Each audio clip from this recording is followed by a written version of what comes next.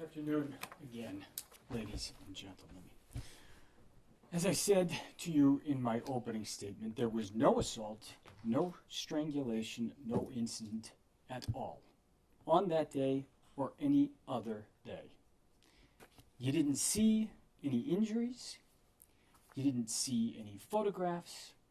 You learned there were no medical records, no statements, no nothing between December 2nd and December 16th. You have not been provided with a single shred of credible evidence to determine that any assault actually occurred in the house on that day. The Commonwealth's case is nothing more than the words of Miss Adams. In my opening statement, I told you one tool to use as you go through this process is to consider how to find the truth.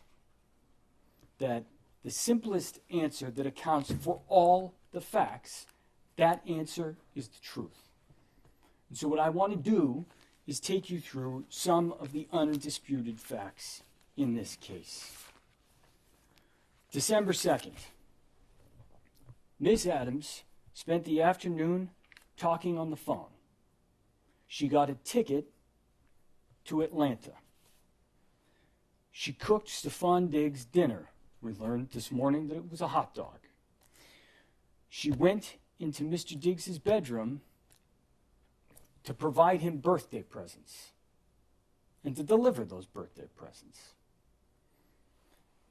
Timeline-wise, all of this, every single fact that I just mentioned, all of those would have occurred after what Miss Adams says was a violent assault that occurred sometime that afternoon. That night, Miss Adams left the house at 7:15 and she flew to New York City. You heard that she told the police that she stayed with friends. You heard her describe whose friends they were. But you also heard her say that she had a ticket to Atlanta, purchased before she ever changed it to go to New York City. You saw videos of Miss Adams when she arrived in New York. You heard from the woman who picked her up from the airport, who also saw Miss Adams when she arrived in New York. You saw video and heard from Tali Moses, who spent the entire week with Miss Adams in New York. And you got to see how she looked. You got to see her face, you got to see her neck, you got to see the way she moved during the course of that week. One thing I'll say about that, Miss Adams, she might define bruising, however, is expedient or convenient for her, but we all know what bruising looks like. You saw the videos and you heard from the witnesses. On December 5th, Miss Adams texted Stefon Diggs, "Hi, can you please approve my pay with finance, please and thank you." That would have been 2.5 days after he violently strangled her in her bedroom. December 6th, you saw the video of her dancing. That's 3.5 days after this assault allegedly occurred. You heard that throughout the course of that week, from December 2nd to December 9th, Miss Adams didn't mention a single thing about any assault to anyone. The one thing you heard her mention was on the afternoon of December 2nd, she told Shy she wasn't going to Miami. You heard that on December 9th, she went back to the house. And I told you the details were going to be important about her going back to the house in my opening statement. She got back to the house at 11:30 p.m. alone and walked into the house. And what did she do?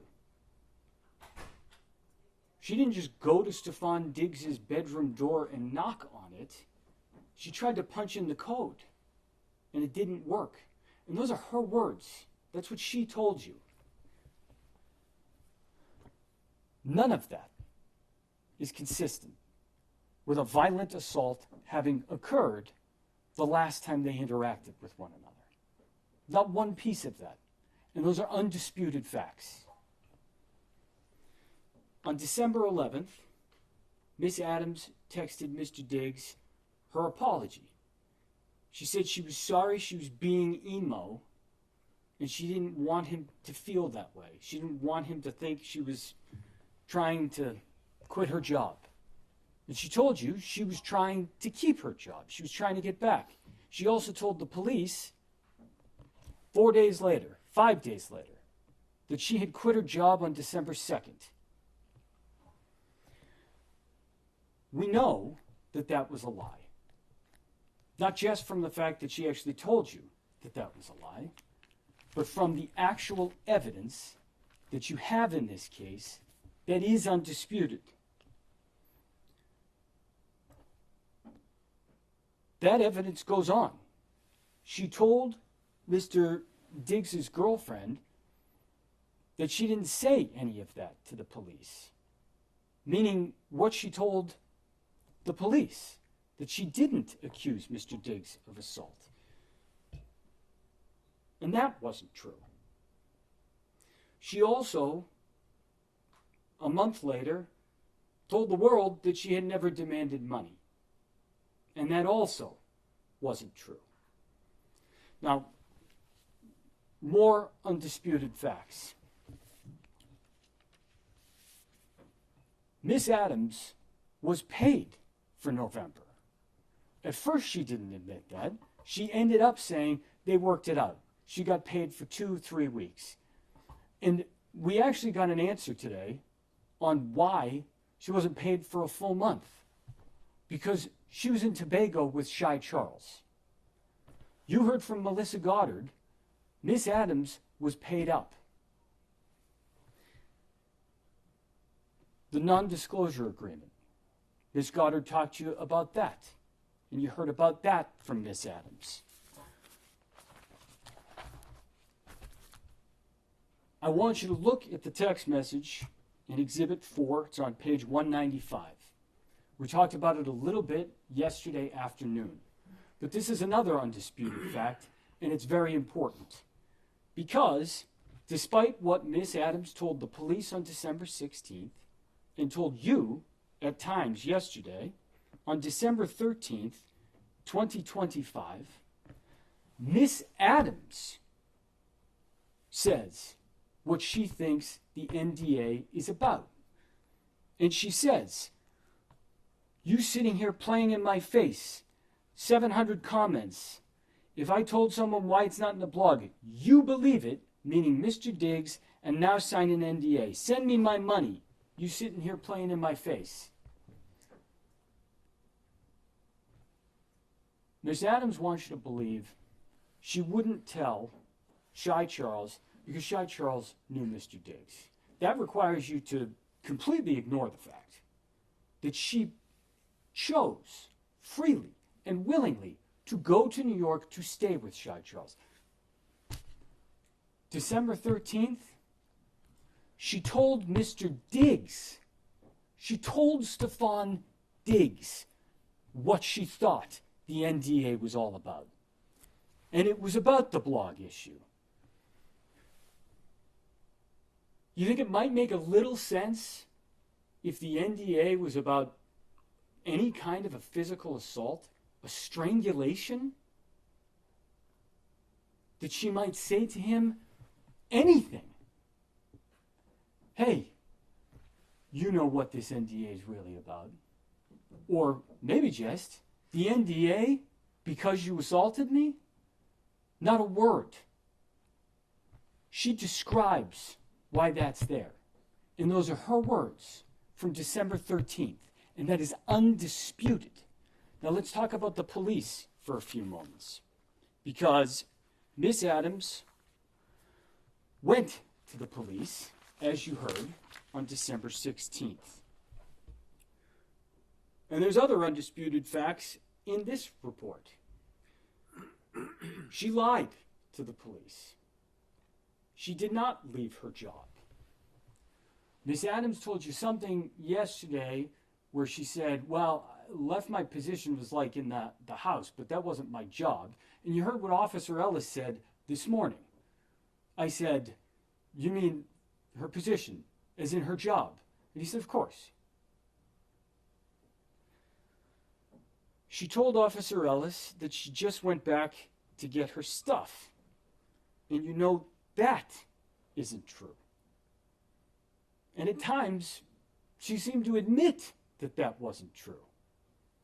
And you know from her own words at the time to both Mr. Diggs and to Sonny that that wasn't true. The text message that you've heard about, the deletion. There's two things that I want you to pay close attention to and that I want to talk to you about in both Exhibit 1 and Exhibit 2. Exhibit 1, the text message that she sent purporting to be a screenshot of the argument that led to a violent assault that ended with Mr. Diggs choking her. That's what she told Officer Ellis. And you heard that from him this morning. You also heard from her that she deleted messages. And I think what she said was something like, I didn't want to look bad, or something along those lines. And if you look at what was actually deleted, the words she said, she was saying bet and pussy were what she deleted. That's what she did. She did delete those messages, right? Those are not in the text messages that she provided to Dedham Police. But more importantly, what she actually deleted that wasn't about making her look bad or not, it was right after the words, I'm out of your life. And it said, and ruining that bitch life. And then you can actually go to Exhibit 2 and look, there's a fairy emoji she sent. And why that's important is because, as you heard from Officer Ellis this morning, it'd be important to know if somebody deleted messages. It'd be important to see the full picture. And that message right there, and ruining that bitch life, apologies for the language, with the fairy emoji, you think that might have prompted the question, hey, who's that bitch? She answered the question for you yesterday. It was Lindsay. The argument wasn't about money. You have it in evidence. And Miss Adams later admitted that. These lies to the police, the fact that they're undisputed, why? Look at all of those facts. They're undisputed in the record. They are all there. If you remove from those facts one thing, that an assault occurred, they all make sense. If you plug in that she was assaulted that afternoon before all of this happened, before everything I just read to you, none of it makes sense. Why would a person who was just strangled go down to the kitchen, chat on the phone, and not have a single mark on their face or look even remotely bothered?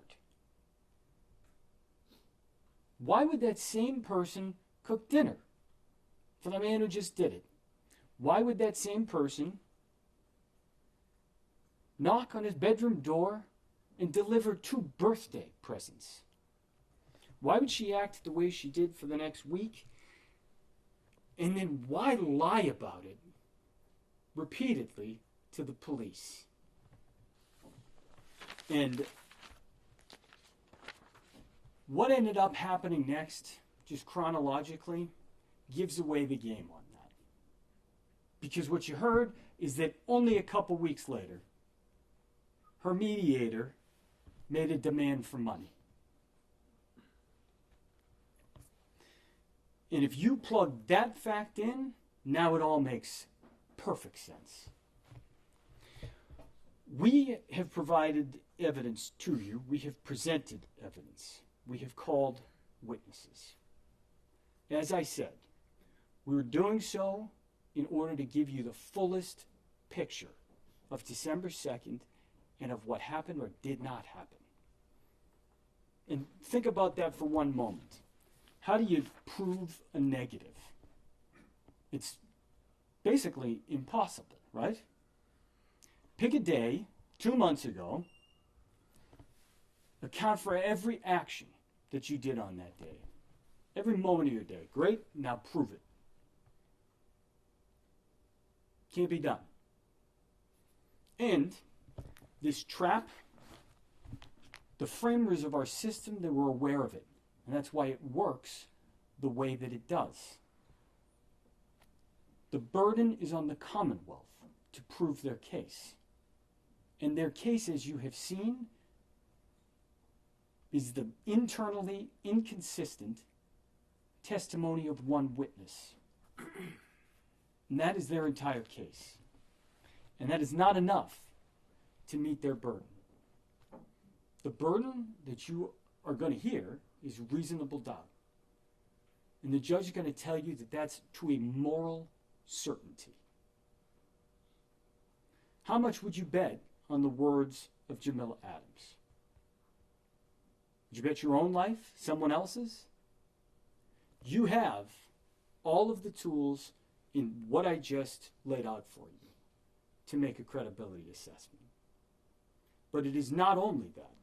Because the other thing the judge is going to tell you is you can actually take into account the way the witness answered questions, behaved, their demeanor, how they looked. Did they sound consistent? Did the things they say actually at least stay true internally in their own story? And one example I'll give you on that is this morning, when Ms. Adams was asked about another monetary demand. She didn't answer the question. She couldn't. She wouldn't. She gave you multiple excuses. She tried to say attorney-client privilege, and when there was no response to that, she said, I can't answer that correctly.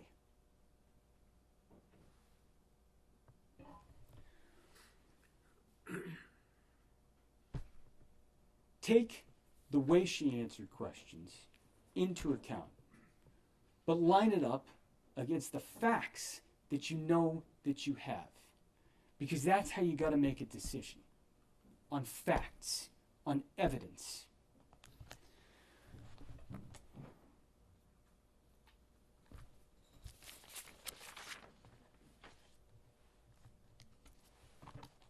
In terms of the evidence that the Commonwealth has actually presented to you,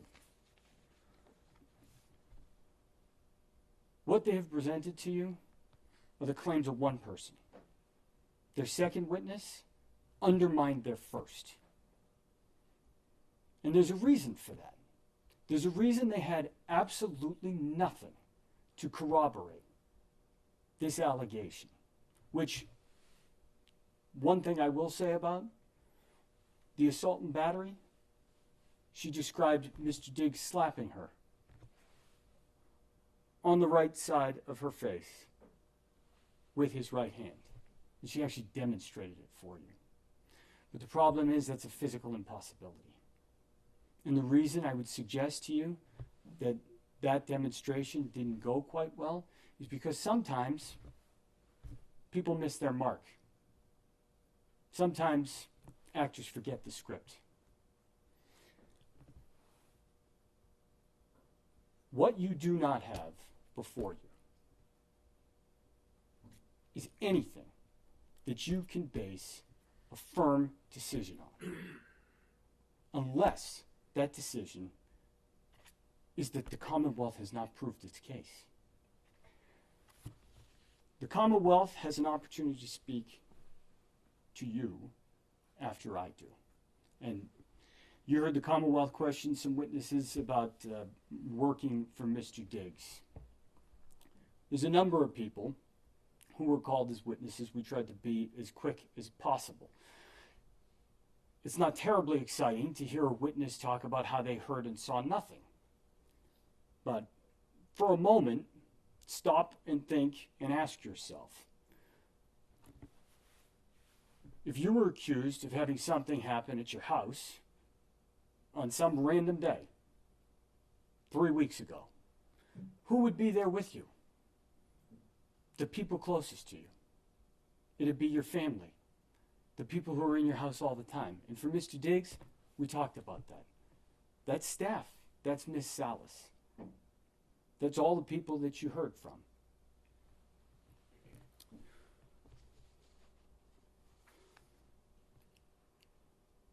One thing that I want to talk about is a reason for bias. Because when Mr. Virtue asked, I think the first witness she was Miss Salas. Mr. Diggs paid her salary, isn't that right? The one witness who has the most significant financial interest in this is Jamila Adams. You heard her talk a lot about money yesterday. And that was the Commonwealth's only witness to even touch on what they claim this assault was. That's their evidence. They cannot, and they have not, proved this case because no assault occurred on December 2nd, or as I said, any other day. And it's your obligation to hold them to that burden and to decide the case on the evidence that you have in front of you. And that evidence provides one answer alone. And I would suggest to you that is that Miss Adams made this accusation as a means of trying to leverage and humiliate and to punish Stefon Diggs. And you heard that he has been living with this case and these accusations since December of 2025. And it is time to end. The evidence that you have heard, that has been put before you, is not enough for the Commonwealth to sustain their burden. It is your obligation to return a true and a just verdict. And the evidence that you have heard requires that you go back into that room and that you lift this burden off Mr. Diggs' shoulders and that you tell him and the world that Stefon Diggs is not guilty of this incident that never occurred. Thank you.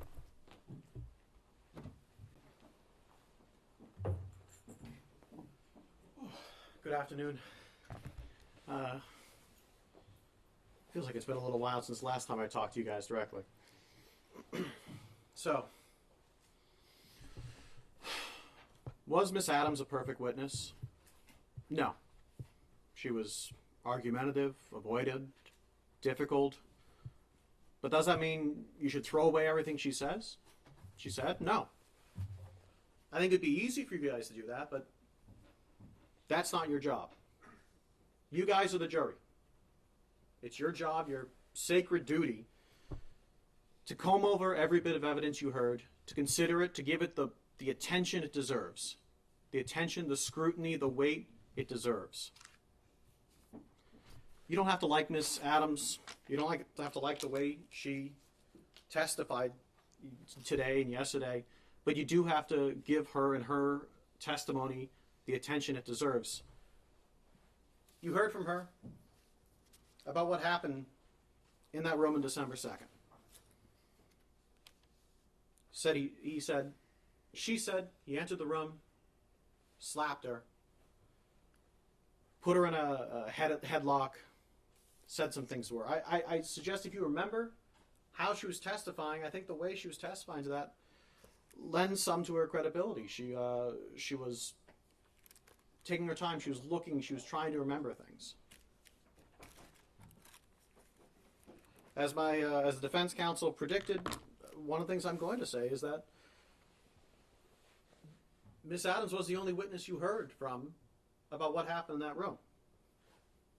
You have defense's witnesses who said what happened afterwards, but if you remember Miss Adams' testimony, she said that was after she had an opportunity to kind of put herself together. She said she cried, she changed her clothing, she kind of started packing. The question you may be having is, why would she act that way? Why was she going out and smiling? Well, I'd suggest to you that all the people she was around are people that have known Mr. Diggs much longer than they've known her. I'd suggest you even consider the relationship she had with Mr. Diggs. He was a sometimes lover, a boss, landlord. He was a athlete, a celebrity, financially powerful, surrounded by people that were all on his payroll that liked him. That when you put that all in consideration, her behavior does make sense in that it was her way of continuing on past that. And she told you that they had a complicated relationship. She said they argued all the time. So that might also make sense as to why she texted them afterwards saying, hey, trying to make amends or trying to figure things out, why she gave the birthday present afterwards. In this case, you heard 4 kind of things, right? You heard things that weren't evidence. The openings, these closings, questions, things that were stricken, those are things that aren't evidence. They can kind of give you some context, but those aren't the evidence in and of themselves. You heard the actual evidence. That was the testimony from the witnesses, the videos, photos, and you'll be able to see also all those text messages. The third thing you're going to hear, so things that aren't evidence, things that are evidence, and the law. The judge gave you some preliminary law at the start of the case. She's going to now, once the closings are done, instruct you on the full law. I ask that you give her the same attention that you've given to all the evidence, and you've given the same attention to both attorneys during their closing. You give the judge that attention when she reads the law. And there's a fourth thing that you're going to need to pay attention and listen to and consider, and that's each other.